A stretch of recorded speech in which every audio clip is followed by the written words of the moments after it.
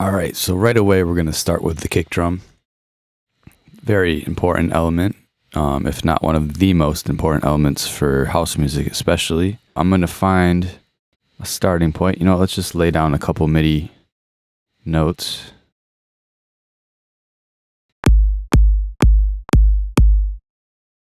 So I'm going to come here, select all, Q for quantize.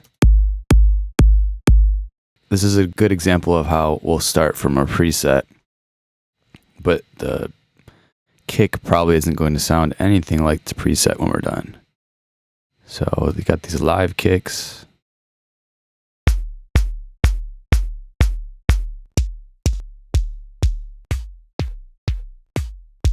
Here, let's do this. So right away, I don't like this click. I'm going to turn the click off.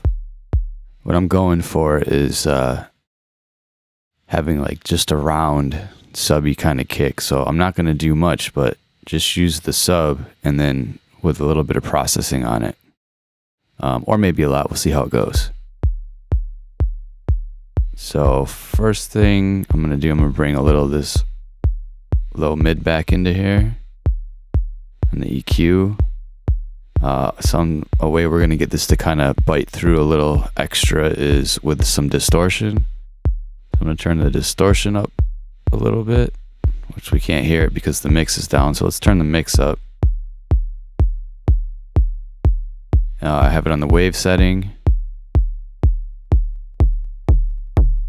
All right, we just want it just a little bit.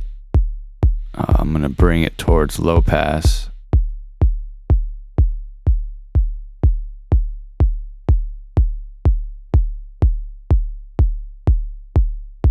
Turn this off.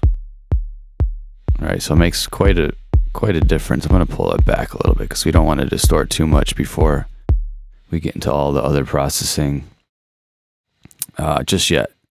So I'm going to turn some compression on now. Going to bring the threshold down.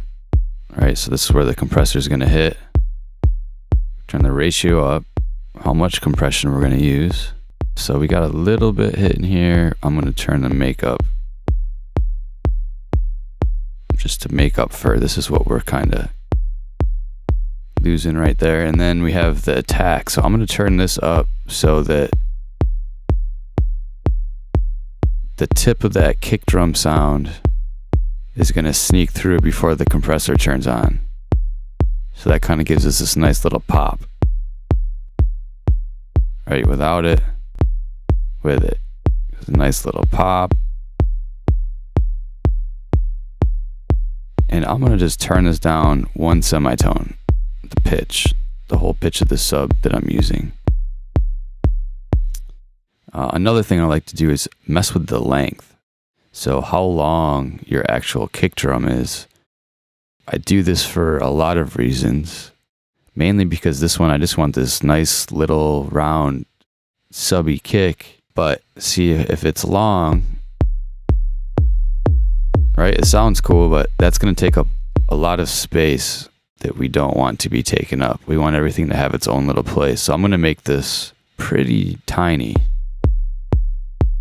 Maybe not tiny, but tight. See, it tightens it right up.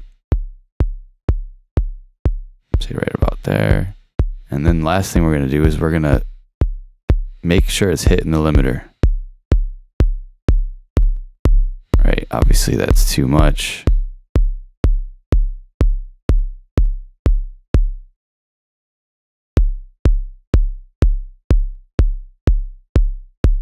Boom, so that sounds pretty good. Nice little starting point for our kick drum.